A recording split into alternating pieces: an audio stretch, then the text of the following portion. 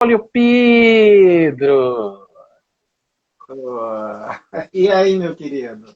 Boa noite, Como é que Pedro. Tá tá? me ouvindo? Tá me ouvindo bem? Tô te ouvindo. Tá me ouvindo bem? Tá Sim, me ouvindo? sim, estou lhe ouvindo bem. Seja Ah, bem-vindo, então, meu amado e querido obrigado, amigo. Essa, obrigado, meu querido. Obrigado pelo convite. Obrigado por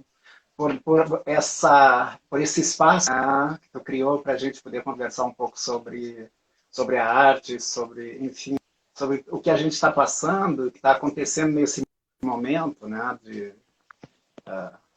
Enfim, em termos de produção artística, né? E com os sim, artistas. essa foi uma forma, né, que encontramos para nos manter conectados com o nosso público, né, com as pessoas que gostam do nosso trabalho, que querem saber o que que a gente está fazendo, o que que a gente está produzindo, e também manter em contato com os outros amigos, artistas, queridos, parceiros, né? Ou seja, mostrar para o mundo que estamos vivos, né? Que estamos resistindo, não é? É verdade. E é preciso, né, Preto? É Sim, preciso a gente resistir, né? Resistir a tudo, resistir à pandemia, resistir à falta de estímulo com a cultura, resistir a tudo isso. como é que é? Paulada para tudo que é lado, né, Pedro? Parece aquelas brigas de colégio que tu entra, que tu não sabe de onde é que tá vindo o soco, mas tu sabe que É, tem que sobreviver e se proteger, né? é, é uma puxação de tapete, a sensação que tu tem é que estão te puxando estão debaixo dos teus pés o tempo inteiro, né? E a gente tentando se equilibrar em cima disso e é complicado. A gente consegue. A gente, enfim, a gente já nasceu lutando, né?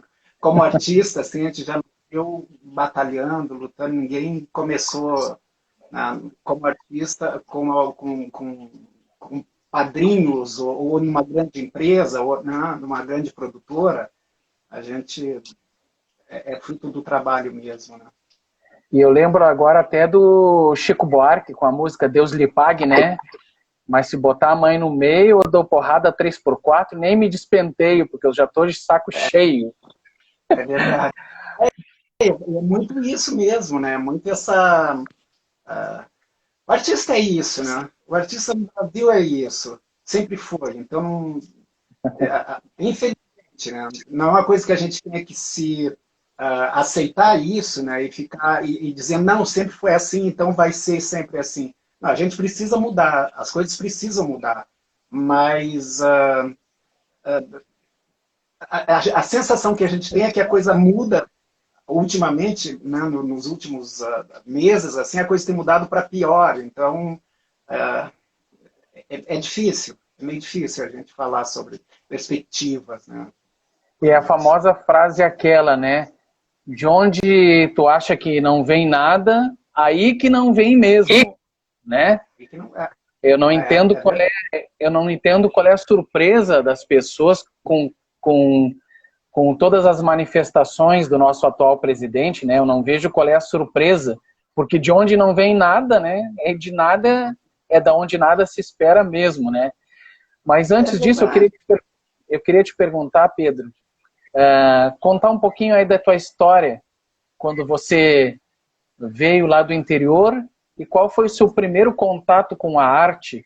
Se na tua infância ou no interior você já estava próximo do teatro, das artes cênicas, da dramaturgia, e quando chegou na capital, digamos assim, qual foi o teu primeiro contato com a arte e a partir dali qual foi a tua sensação quando tu viu um espetáculo de teatro pela primeira vez ou tomou conhecimento e proximidade do movimento artístico? Sim, entendi. Na verdade, eu vim, quando eu vim para Porto Alegre, que eu mudei para Porto Alegre, que eu sou natural de Amaral Ferrador, eu vivi lá até 17 anos e pouco, 18 anos por aí. Eu vivia no interior mesmo. Não era, nem era na cidade de Amaral, era no interior da cidade de Amaral. A minha família era uma família de agricultores Então, trabalhava na roça, comecei a trabalhar muito cedo na roça, mas tinha alguma coisa assim, Preto, que eu não saberia te dizer exatamente o que, mas uma inquietação.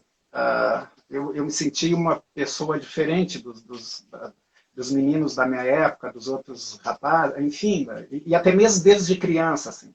Era uma ansiedade, era uma vontade de saber mais sobre o mundo, era uma vontade de que o mundo em que eu vivia não me dava respostas para as coisas que eu queria. Então, e eu produzia, eu comecei a criar, mas criar mentalmente. Eu nunca produzi isso enquanto literatura, enquanto escrita, e nem enquanto também um trabalho de ator, ou uma produção artística local, até porque não tinha isso, mas eu produzia mentalmente, eu criava muitas histórias, e eu construía histórias assim que às vezes eu levava dias, assim, às vezes até meses construindo a mesma história, então, por exemplo, e eu ficava pensando aquela história, então a história acontecia, e aí naquele dia eu sentia que fazer uma atividade, eu ia fazer, parava ali, é como se eu estivesse escrevendo mesmo, só que eu estava escrevendo na minha mente, então foram diversas histórias que eu escrevi na minha mente, mas que eu nunca coloquei isso num papel. Histórias com minúcias, sabe, com detalhes muito, muito próprios.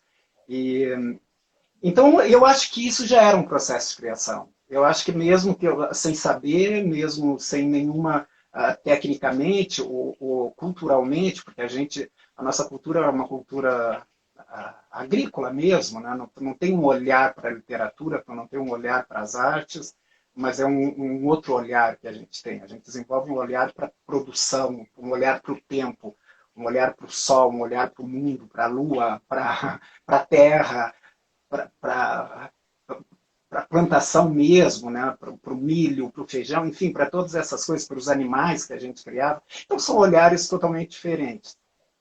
Quando eu vim para Porto Alegre em 81, eu sabia que aqui eu ia encontrar alguma coisa que ia fazer sentido. E aí eu comecei, então, mas eu só fui trabalhar, porque a gente chega do interior muito, muito perdido na cidade, principalmente quando tu não tem aqui que te encaminhe para esses lugares, como que era o meu caso. Eu não tinha ninguém para me encaminhar, não conhecia ninguém. Então, eu fui conhecendo gente na medida em que eu fui trabalhando em várias profissões, em vários lugares, até sem profissão mesmo, mas era aquelas subprofissões, até para poder me sustentar e ajudar a sustentar a minha família. Então, eu fui trabalhar com o teatro, quando eu fui para o teatro mesmo, que eu tomei conhecimento, porque aquela coisa, eu era muito magro e tinha uma certa altura, assim, então ali com 20 anos por aí, conheci uma galera que fazia curso de manequim, modelo fotográfico, olha a cara do modelo. Mas enfim, a gente era bem. E aí então eu comecei a fazer isso. E é muito estranho, porque desde muito cedo eu fui empurrado para a questão da licenciatura. Eu fui empurrado, sem procurar, assim, eu fui empurrado muito para essa questão do dar aula. Então, logo que eu comecei, eu fiz um curso, eu tinha feito 2 cursos de passarela e já fui convidado para dar aula na Casa do Poeta Rio-Grandense. Tinha uma agência lá e eles tinham uma turma grande de gente que queria fazer passarela e eu fui dar aula. E lá eu conheci o Júlio César Velhinho, o Mauro de Córdoba, que eram atores de teatro, e que eles começaram então a me mostrar qualquer coisa de teatro. Eu comecei a entender, é esse mundo que é o que eu quero. É essa coisa que eles trabalham, essa coisa que eles me apresentam que eu busco. Então, então foi o meu primeiro contato com alguém do teatro. Assim. E aí, na sequência, eu acho que em 87, parece que foi, eu vim em 81 para Porto Alegre, em 87 eu fui fazer um curso na antiga Casa de Cultura Mário Quintana, não tinha reformado nem nada, com Rafael Baião. Só que na época eu estudava à noite, e o curso era à noite, e aí eu fui fazer, então eu matava a aula para poder fazer o curso de teatro, aí outra semana eu matava o curso de teatro para poder fazer a aula, para poder ir estudar. Até que o Rafael me expulsou do curso. Literalmente, ele disse que eu não tinha como dar continuidade faltando do jeito que eu faltava. Aí, então, eu saí, aí achei, bom, talvez então não seja teatro a minha coisa, né? Mas até que não passou muito tempo, foram poucos dias, e eu estava, vou fazer música, talvez então eu aprenda a tocar um instrumento, e eu estava me preparando para sair quando eu vi o anúncio do curso de teatro do Grupo Mutirão, Sérgio Ilha. Aí eu já fui direto para lá, aí fiz a minha inscrição, aí fiz o curso, aí eles me convidaram para ingressar no grupo, e aí eu não, isso foi em 88, eu não parei mais até hoje de fazer teatro, né? Então comecei em 88 e não parei mesmo, não parei assim, todos os anos são algumas produções que a gente, lá no início, já com o Grupo Mutirão, o Sérgio Ilha fazia, que era o diretor do grupo, ele fazia 2 produções por ano, e eu, desde que ingressei no grupo, eu comecei a atuar em todas as produções dele. E aí, estamos aí, né, hoje já, 2021, para fazer teatro. Hoje um pouco mais maduro, né, com esse olhar para o teatro, para questões muito específicas assim do teatro. E é aí, isso, assim. e aí tu tem tu lembra onde foi o Big Bang do Pedro? Ou seja, quando pela primeira vez tu colocou um texto teu nos palcos? Eu acho não, eu tenho certeza. Porque quando eu fiz, que eu fiz vários cursos daí com o Sérgio Ilha, no Grupo Mutirão, ele dividia o curso em vários princípios. E um dos princípios era a dramaturgia, era produzir textos. Então, lá eu já comecei a produzir alguns textos e eu comecei a ver que é um caminho, que é um universo que eu já fazia lá com as minhas histórias, quando eu criava as minhas histórias lá no interior, sabe? Então, a única coisa agora era como organizar, como criar histórias, como produzir como selecionar personagens, o que trazer para esse universo da dramaturgia.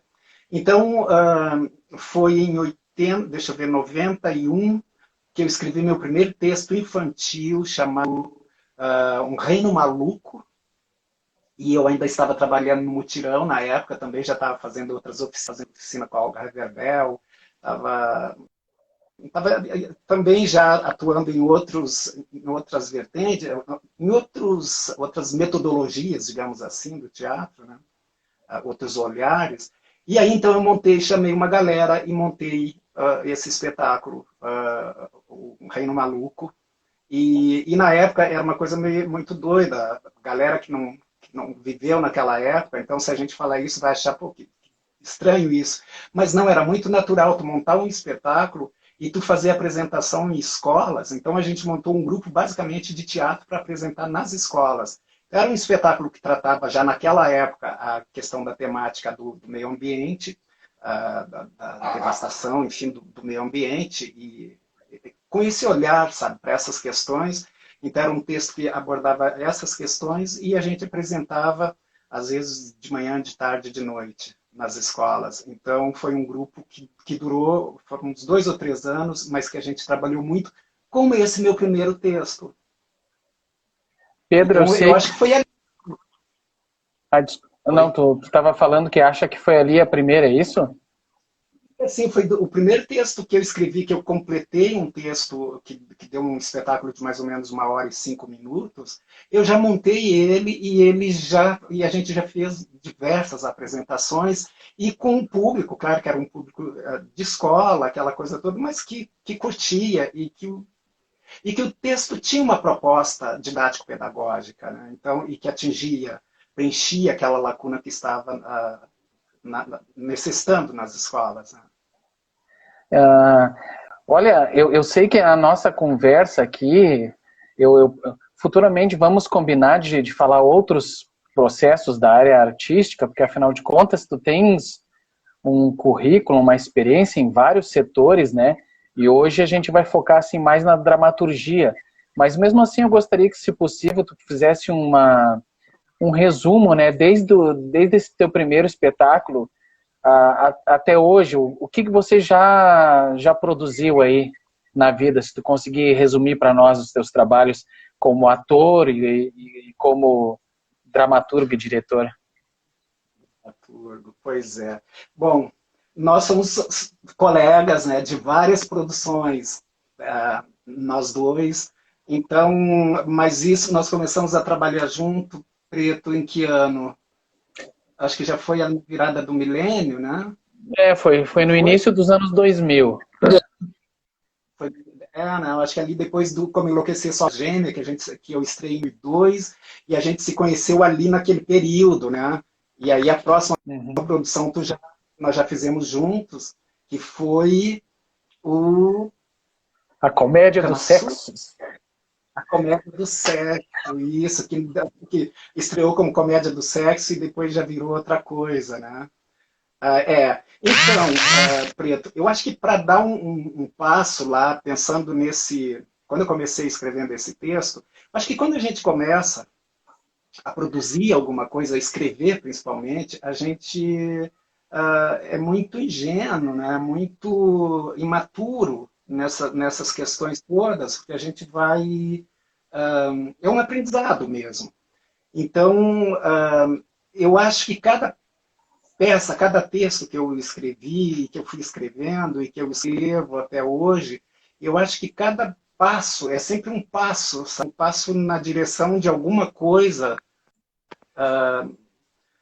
mais, eu acho que mais intensa no sentido mais potente, porque faz mais sentido para a gente. E a gente vai aprendendo algumas técnicas, claro que algumas não, são muitas técnicas, né? Hoje, só para vou dar um salto aí no tempo, né? Hoje eu não fiz graduação nas artes cênicas, eu sou graduado em História, né? E licenciatura em História, e depois eu fiz, mas aí em 2008 eu acabei fazendo especialização em Pedagogia da Arte, já logo em 2011 ingressei no mestrado, concluí em 2013, aí nas artes cênicas, e hoje eu estou concluindo o doutorado nas artes cênicas. Então a gente começa lá, mas como eu digo, a gente vai sempre focando, a gente vai caminhando e vai aprofundando e vai intensificando mais essa busca por esse conhecimento, né? Então eu acho assim que são tantas peças que eu já escrevi, tantas direções também, né? Tantas atuações. Eu acho que eu já atuei em mais de 50 peças, assim, é doido isso, né? Falar, então, aí quase 30 anos por aí de trabalho, né? Nem chega bem aí, 30, deixa eu ver, 81, 88, né? 30 é alguma coisa. Não sou muito bom em matemática, mas está por aí. Por isso, e sempre atuando muito. E uma coisa que acontece, que faz com que a gente migre muito de espetáculos aqui no Rio Grande do Sul, o tempo de duração de um espetáculo. Como a gente não tem muitas casas de espetáculo, a gente não tem muitos lugares para apresentar, a gente tem que produzir muito, né? Então, tu produz um espetáculo dentro de 1 ano, 2 anos, tu explorou, ou seja, tu esgotou o público que vai ao teatro. E aí tu já tem que pensar em produzir um outro trabalho, né? Então a gente vira meio que um produtor em série, assim, quase que um produtor de teatro de repertório, né? Que daqui a um pouco tu tá com vários espetáculos prontos, que é o que acontece com a gente, né? Então, mas eu acho assim que para mim algo que foi meio que marco na minha vida, enquanto dramaturgo, enquanto diretor, enquanto ator, enquanto alguém que propõe, eu acho que constrói uma proposta de um trabalho teatral e que coloca em cartaz e coloca em cena, eu acho que foi quando eu montei, que eu fiz uma adaptação da Branca de Neve, a Branca de Neve das Fadas, porque aí eu peguei, eu me cerquei de atores de um elenco muito com pessoas de muitos anos de carreira, como a Mercedes Garcia, o Roger Bolívar, e isso foi ali foi em 92, no iníciozinho de 92, a gente estreou em novembro de 92. Então, e esse espetáculo foi um espetáculo que a gente fez várias temporadas em Porto Alegre, viajou o interior, e a crítica foi uma crítica, nossa, eu me lembro que a crítica do Hofer sobre esse espetáculo, assim, foi, parecia que tinha descoberto, sabe, então, ele gostou muito da adaptação, ele gostou muito do elenco, ele gostou muito ele gostou de tudo. Ele fez uma crítica, sabe, que eu não sou muito de colecionar críticas, mas esses materiais assim, mas era uma crítica que eu deveria ter guardado, porque foi muito bem escrito. Então, eu acho que foi um momento de que eu comecei a sentir, eu acho que eu amadureci alguma coisa aqui, sabe? O trabalho começa a refletir isso no meio, sabe? No meio da cultura porto-alegrense, no meio da produção cultural, da produção artística do cenário porto-alegrense. Então eu vinha fazendo, mas como eu disse, eu fazia muita coisa para as escolas, eu fazia muita coisa que ia para um outro território, né? E não para os territórios de teatro mesmo, de temporadas, de entrar nesse circuito dessa. Eu acho que então foi. E aí depois dessa, aí eu produzi muito tempo, eu escrevi e produzi muito tempo para criança, né? Então depois eu fiz uma adaptação também da Bela Adormecida, e a Bela Adormecida, essa adaptação que futuramente tem o nome de Meu Mundo de Fio de Lã, que acabei ganhando o concurso Funarte de Dramaturgia com esse texto, né? Isso em 2003, 2005. Então, e aí eu comecei a escrever, e eu escrevi muita coisa para criança, o Cavaleiro Imaginário, que é um outro texto também que ganhou o concurso em 2004, o mesmo concurso Funarte de Dramaturgia pela região sul. E antes eu já tinha também participado com um espetáculo adulto, Todo Homem Tem um Ponto que Dói. Participei de um projeto do SESI, que era SESI Descobrindo Talento. Aí eu ganhei o melhor texto dramático também nesse concurso. Eu acho que é tanta coisa que a gente foi fazendo, né, que a gente foi. E no teatro adulto, eu acho que foi, me ajuda a refrescar a minha memória. Eu acho que foi com Como Enlouquecer Sua Alma Gêmea, não foi? Foi de fato assim quando eu acho que eu entro num cenário, né, Sim. Uhum. teatro de comédia, né, um cenário porto-alegrense, assim, eu acho que foi com Como Enlouquecer Sua Alma Gêmea, né? Uh, E com... 2002, foi 2002. Isso. E aí veio a sequência, né? Veio aquela Aí série tem as fantástica. comédias. Aí eu estava entrando nas comédias ali, então eu abri um espaço para trabalhar com as comédias. Eu abri um espaço em mim e fui me cercando de profissionais como tu, que veio trabalhar comigo nesse fluxo das comédias, né? E, então, acho que foi um momento, acho que em 2002, porque assim, 2002, 2001, não, 2000, acho que foi 2000, eu fui convidado pelo Paulo Berton, o PR Berton, para ir trabalhar com eles, com o grupo dele, no Instituto Goethe. Eles, inclusive, estavam gestando, administrando o teatro do Instituto Goethe.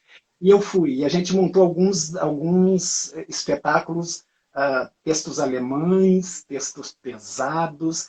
E eu me lembro que o último que a gente montou foi a pior peça de teatro do mundo, foi um projeto lindo, um espetáculo lindo, maravilhoso, sabe, com uma proposta super bonita, os personagens fantásticos, a gente desenvolveu um trabalho também de ator muito aprofundado.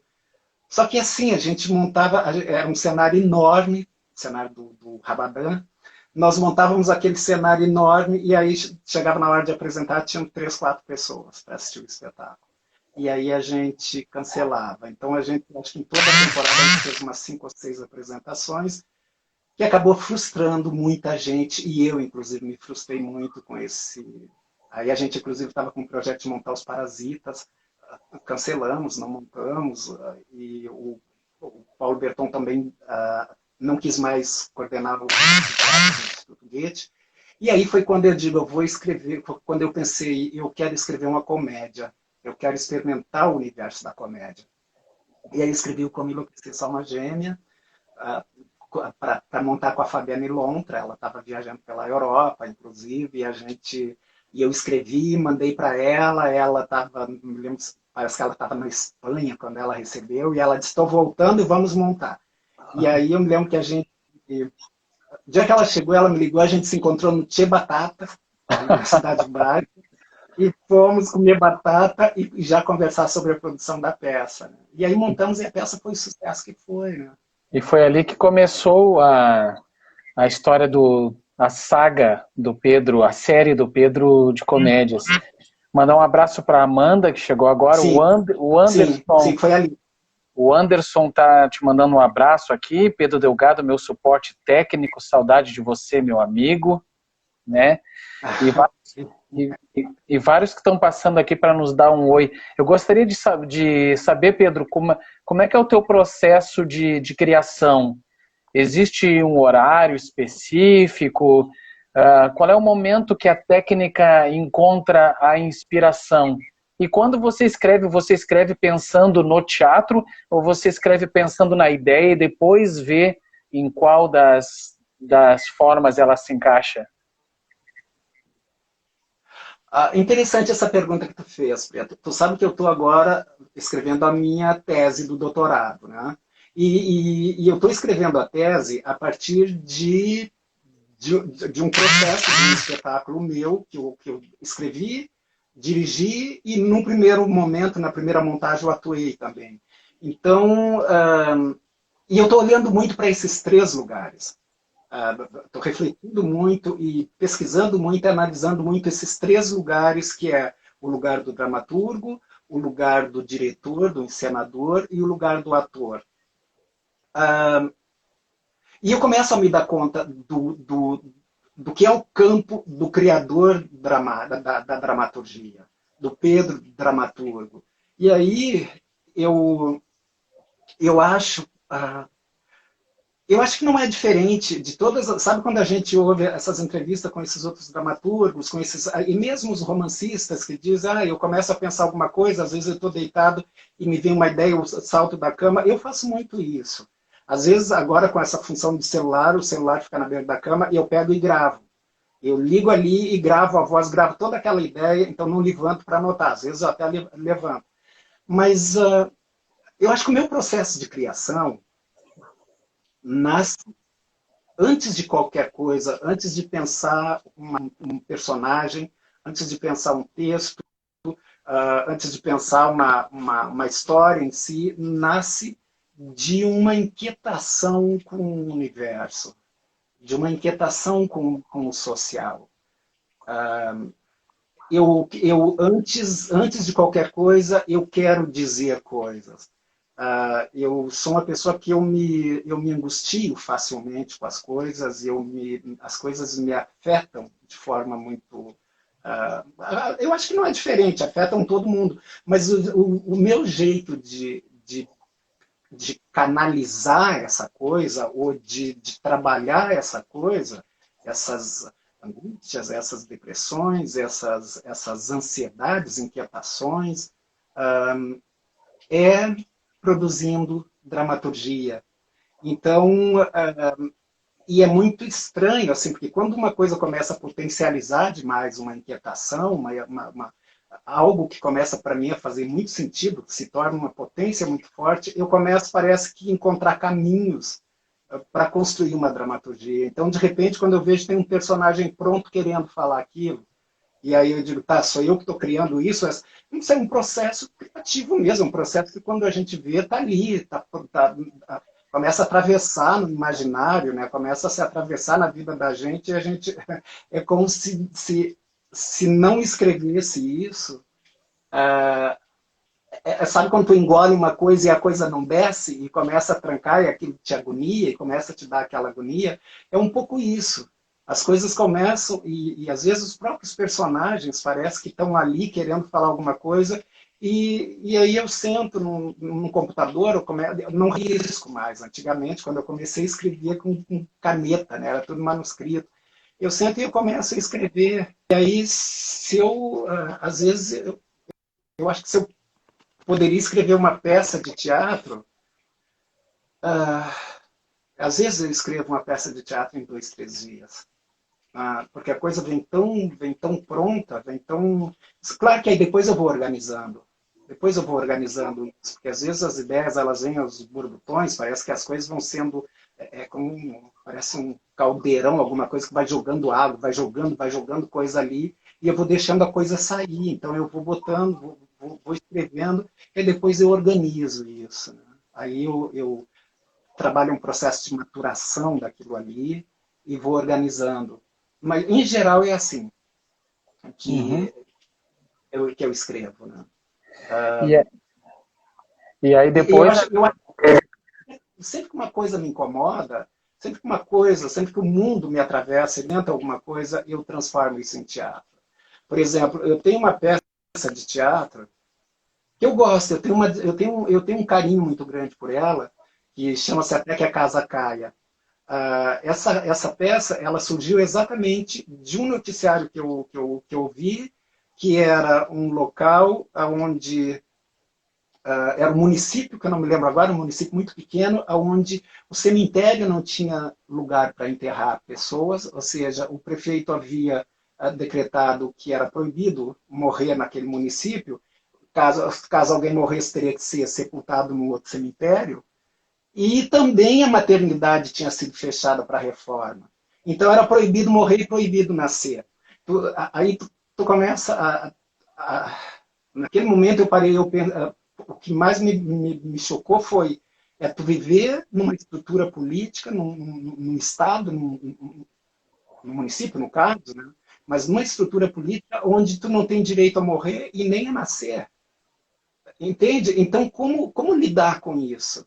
Como essa sociedade lidar com isso? E aí eu escrevi, então, essa peça, Até que a Casa Caia, que é exatamente aí, claro que aí os personagens, eu fui criando os personagens para colocar dentro desse contexto, desse universo, dessa sociedade onde não se pode morrer.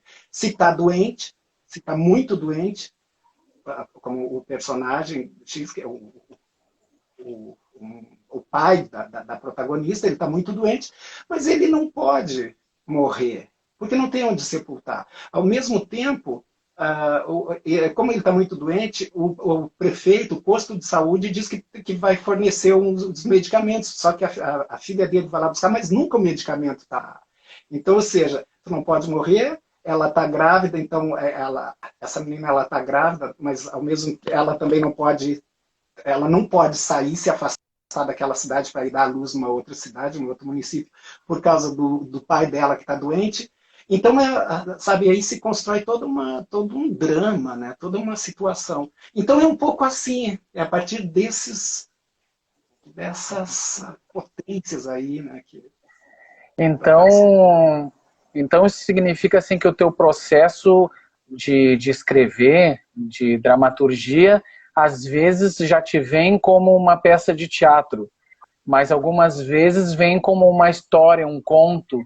E aí quando que você tem uma ideia de que aquilo que está sendo desenvolvido é um livro, é um teatro, ou é uma ficção para um audiovisual?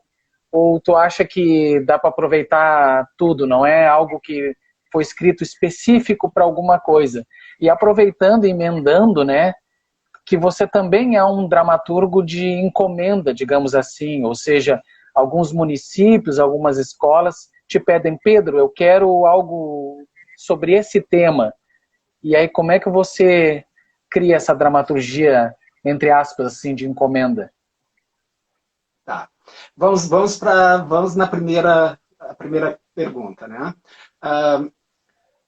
Preto, eu não sei escrever para outra coisa. Eu estou sendo bem sincero. Eu adoro romance, eu adoro conto, eu adoro crônicas, mas a gente, quando escreve, a gente desenvolve uma técnica, uma habilidade para essa escrita, né? Então, a minha técnica e a minha habilidade que eu desenvolvi é a da dramaturgia. Então, eu não consigo pensar uma história. Agora eu estou escrevendo a minha tese, e a minha tese tem partes que é em formato de dramaturgia.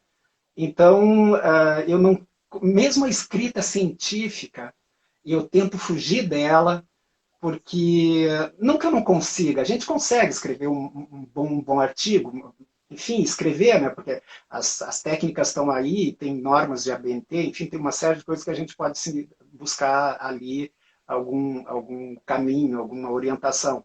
Mas é porque eu gosto da estrutura da literatura, da dramaturgia. Eu gosto da ação. Eu gosto de produzir ação. E isso é uma coisa que hoje, eu não sei se eu posso falar disso antes de responder a outra questão dos textos por encomenda, que é uma coisa que que vem me preocupando muito, eu venho me perguntando que lugar é esse hoje da dramaturgia. Porque eu, por exemplo, como eu sou um escritor de dramaturgia, e a minha dramaturgia ela é uma dramaturgia de história. Eu gosto de contar uma história, eu gosto de uma trama, eu gosto de, como eu falei, da questão da peça Até que a Casa Caia.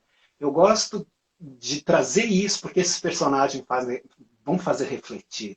E eu gosto, então, não é que eu use o teatro como um meio didático, mas é um meio de falar coisas.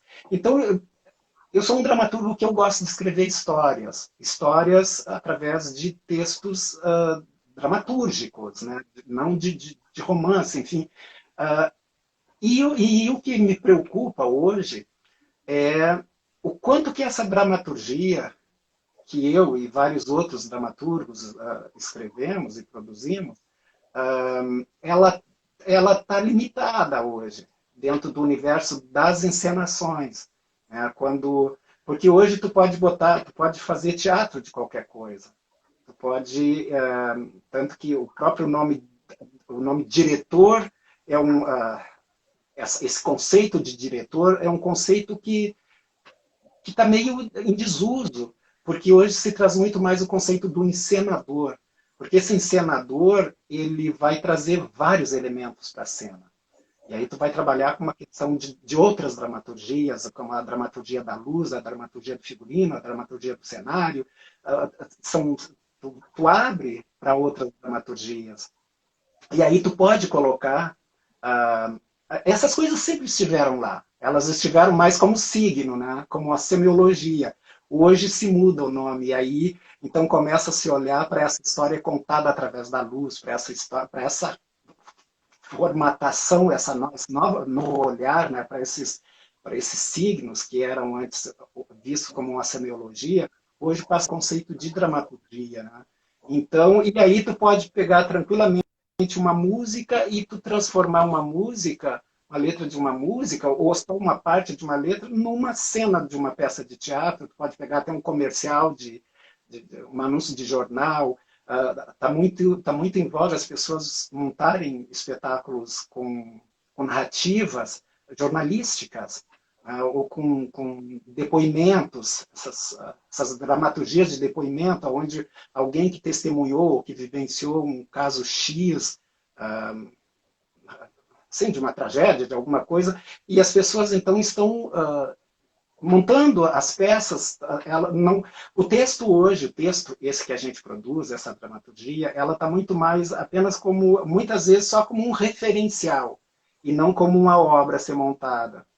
Né? Então, ele é um referencial. Eu parto desse referencial da obra X, mas eu vou montar o meu espetáculo atravessando várias outras linguagens. Vou trazer a performance, vou trazer a dança, vou trazer o audiovisual, vou trazer outras coisas para ali, para construir o meu espetáculo. E aí o espetáculo ele passa a ser um espetáculo muito mais de sensações, de uma diversidade de coisas que estão acontecendo ali no palco, e não uma história de uma dramaturgia, ou seja, de um texto escrito. Então, me parece que as nossas dramaturgias elas estão servindo muito para esse disparador, esse referencial para montagens, e também como literatura. Então, tem muita gente que hoje está lendo peças de teatro como uma literatura normal, mas lê. E basicamente era uma questão diferente, porque antes só os encenadores, os diretores é que liam, os atores, né? É que liam as peças de teatro, porque era uma produção feita para isso, para ser encenada. Né? A outra coisa, então, vamos lá para outra questão que tu os textos por encomenda. Eu não gosto de fazer isso, assim, eu não gosto de escrever. Eu já escrevi muito e eu ainda continuo escrevendo. Mas, principalmente hoje, diante desse panorama que eu acabei de falar, às vezes uma pessoa que, por exemplo, agora há poucos dias, uma menina entrou em contato comigo, o espetáculo dela está pronto, porque ela queria que eu reescrevesse a dramaturgia dela. E eu li o texto dela, e o teu texto está ótimo, o teu texto está muito bom. O que está precisando é um bom encenador para colocar essa proposta no palco. O que tu tem num papel está muito bom. Agora, quando tu passa isso do papel para o palco, ali as coisas enfraquecem, as coisas perdem a potência que está lá no texto, não vai para a cena. Porque ela me mandou o vídeo, né, também, a peça gravada. Então, eu acho que a gente... Mas eu escrevo, assim, escrevi muita coisa. Muita peça para a festa de São João, peça para... nossa, gincanas, sabe? Aquelas pesquisas que a gente vai fazer para escrever roteiros. Aí a gente escrevi muitos roteiros já, né? Mas é isso. Mas escrevendo, a gente precisa trabalhar, né? E por alguma questão financeira ou de tempo, ou que a tua criatividade foi muito mais acima do que a possibilidade física de colocar a ideia no palco, no teatro, você já teve que podar muita ideia sua? E como é que você lidou com uma frustração, assim, digamos? Olha, isso é maravilhoso. Essa pergunta é maravilhosa porque é exatamente esse processo agora na minha pesquisa, na tese. Porque, assim, eu, enquanto dramaturgo, como eu disse, eu gosto de contar uma boa história. Uma boa história não é que a história em si seja boa. Uma boa porque eu gosto dos detalhes da história. Então, eu escrevo... Eu, Pedro, dramaturgo, sou um excelente contador de histórias, de escrever, de produzir história. O eu, encenador, é muito chato e difere muito do dramaturgo. Então, tanto que eu tive que montar a peça 3 vezes, porque o dramaturgo estava tão forte nas primeiras montagens que não deixava o encenador trabalhar. E aí, sempre que eu terminava de montar uma peça, eu estava extremamente satisfeito com o resultado da peça encenada. Até que eu cheguei na 3ª montagem, eu disse assim, dane-se o eu dramaturgo, eu vou bagunçar com essa dramaturgia. E aí eu inverti tudo, eu troquei de ordem, eu cortei coisas, eu fiz um Frankenstein daquele texto, daquela dramaturgia. E aí, o resultado teatral, o resultado cênico, para mim foi fantástico. Então foi quando eu agradei o eu encenador. Foi na última montagem. O eu dramaturgo deve ter ficado puto da cara, porque eu acabei com a obra dele. Sabe? Apesar de ter potencializado várias coisas ali que ele não tinha se dado conta. Porque a gente quer contar uma história e às vezes tu não aprofunda na potência de uma coisa. Porque tu quer avançar com a história, porque tu tem necessidade de contar uma história com início, meio e fim. E às vezes, nessa ansiedade de contar essa história com início, meio e fim, passando por cada cena, desenvolvendo cada cena, o dramaturgo em si, ele não aprofunda de fato a potência daquilo que ele próprio está propondo. E isso é uma coisa que o encenador é que vai fazer. E eu só consegui fazer isso na última montagem. Foi exatamente porque eu saí de cena, então eu tirei também o ator, o eu, ator de cena, e fui olhar para as potências que estavam na dramaturgia e para os corpos dos atores que eu tinha para montar aquilo. Então, aí eu assumi de vez o eu encenador. E o meu eu encenador é muito... Hoje eu diria que ele é muito mais potente, está numa força muito mais latente aí do que o eu dramaturgo. O eu dramaturgo continua naquele lugar de querer contar, de construir histórias. Né? Ao contrário de uma dramaturgia para um filme ou para um livro, ali são obras acabadas, né? Que elas têm o seu prazo de encerramento e o artista ali, o dramaturgo, o criador, ele coloca a digital dele ali, da referência do momento dele, da criação do momento, da evolução. Ele é um registro datado, digamos assim, né? O teatro não, o teatro é uma dramaturgia viva, né, Pedro? É uma obra aberta, né, Preto? É uma obra viva, aberta, pulsante e inconstante, né? Como ela está viva, ela é inconstante, porque ela está sempre mudando. Né? Cada dia muda-se alguma coisa, porque as pessoas não são mais as mesmas, o público não é mais o mesmo, a coisa está viva, e o cinema, o roteiro audiovisual, essas outras linguagens, uma vez gravada, vai ser sempre aqui, né? Uma vez gravada. Então, inclusive os semiologistas, essa galera que estuda aí, esses teóricos que vão estudar a semiologia do cinema, e assim, eles trabalham muito e falam muito dessa relação, né? O quanto é difícil tu trabalhar, fazer uma análise semiológica de uma peça de teatro, porque é uma coisa aberta, uma coisa que ontem aconteceu, hoje não acontece.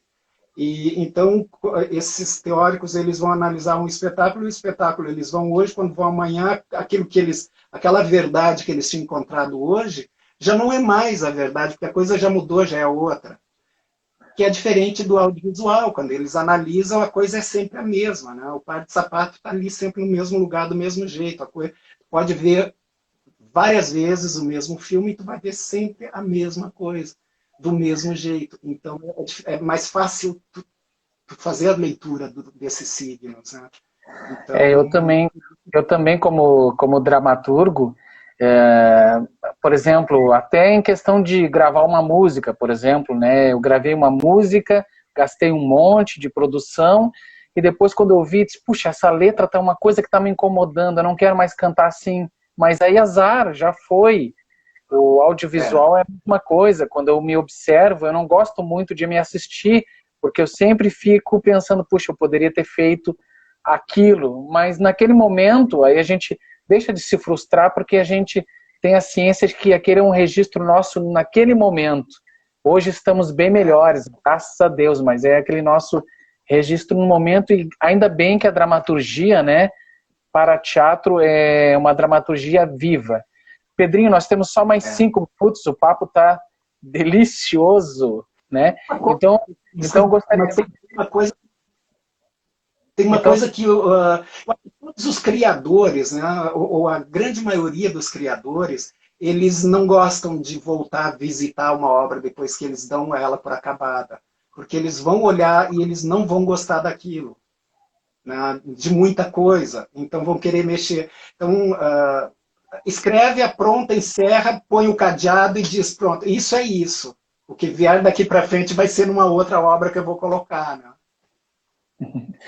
E agora, Pedro, nesse momento aí da nossa... Nós temos 3 minutinhos agora, e agora nesse momento aí de isolamento social, de quarentena, de pandemia, o que você, além da sua tese, você está criando alguma coisa? O que tu pode nos contar de spoiler aí, o que o Pedro anda inventando? Pois é, eu estou muito focado na tese, eu preciso concluir, eu preciso defender essa tese ainda esse ano, estou muito focado nela, estou focado também, eu continuo dando aula, porque eu estou dando aula no Estado, né? Então a gente está trabalhando com essas aulas remotas, essas aulas à distância. Também continuo dando aula na Associação dos Aposentados, aula de expressividade corporal, então eu também com aulas gravadas, com aulas, com videoaulas. Então eu estou trabalhando muito isso, mas é que eu estou pensando uma coisa, mas eu acho que ainda é só, está muito fresco ainda. Foi uma coisa que começou a me surgir, eu ouvindo alguns referentes, mas eu nem vou falar nada ainda, porque como não é nada certo, como é só uma ideia ainda, eu vou deixar assim. Eu queria muito, se não fosse a pandemia, o meu projeto era criar uma mostra, agora no final do ano, onde eu gostaria de apresentar algumas comédias, mas, inclusive, o que os homens pensam que as mulheres pensam, era uma das peças que queria a gente enfim, fazer, mas diante da atual situação, não tem nem como a gente pensar em fazer isso nesse momento, né?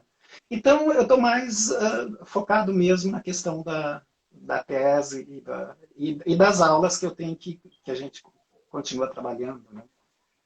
Amei te encontrar, Pedro, nem que seja virtualmente, para a gente conversar, trocar uma ideia. Muitas coisas, né, a gente vai levar de experiência legal entre essas terríveis coisas que estamos passando, né?